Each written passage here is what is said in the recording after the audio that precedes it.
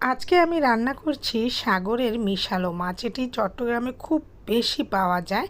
জানি না অন্য দেশে কীরকম পাওয়া যায়। তো এটা আমি যেভাবে রান্না করলাম, এই মাছগুলোর সাথে এক মুঠো ভরে ভরে পেঁয়াজ কুচি দিয়ে দিলাম বড় সাইজের দুটো টমেটো কুচি, তাও পাতলা করে, সেই সাথে কাঁচামরিচ কুচি, দিয়ে দিব রসুন বাটা হাফ চামচ এবং দিয়ে দিব হাফ চামচ হলুদ গুঁড়ো, আর মরিচের গুঁড়োটা একটু বেশি দিব, এটা আপনাদের খুশি। আমি বেশি করে খাই কারণ ঝাল ঝাল করে রান্না করলে এই মাছটা খুবই সুস্বাদু।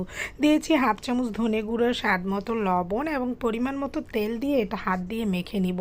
পানি দিব না, কেন দিব না সেটাও বলবো। আমি জাস্ট হাতটা ধুয়ে একটু সামান্য পানি দিয়ে চুলোয় বসিয়ে দিয়েছি, ঢাকনা দিয়ে এবার ঢেকে রান্না করছি। আর পানি কেন দেইনি সেটা এবার দেখুন। এই যে দেখেছেন কত পানি বেরিয়েছে।